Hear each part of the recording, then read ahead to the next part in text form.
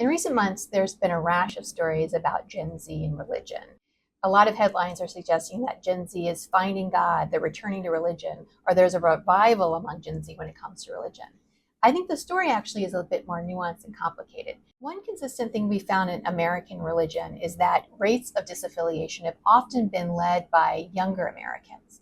So when it comes to Gen Z, however, we don't necessarily see that Zoomers are becoming a lot less religious. In fact, we've seen that their rates of disaffiliation have sort of leveled off. Historically, American women have always been more religious than their male counterparts. But with Generation Z, we're finding that there's no discernible difference when it comes to religious behavior or religiosity.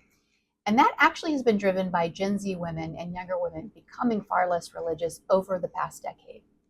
For example, in 2013, PRRI's American Census of Religion found that only about 29% of young women ages 18 to 29 identified as religiously unaffiliated.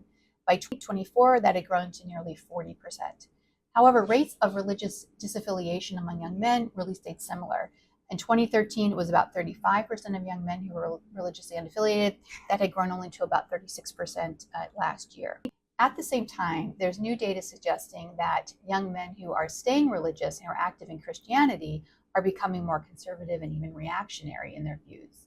PRRI-affiliated scholar Paul Jupe and his colleague Brooklyn Walker, for instance, conducted a survey of Christians last year. They found, compared with both young women who are Christian and older Christian men, Gen Z men are more active in their churches. They have stronger Christian nationalist worldviews, and they've been more likely to hear or be exposed to pretty fringe ideas on gender. But as of now, there's just not data to suggest that a religious revival or greater religiosity is really emerging among this generation, at least not yet. As we continue to watch Gen Z's religion story evolve, make sure to follow us here at PRI for the latest data on trends in American religion.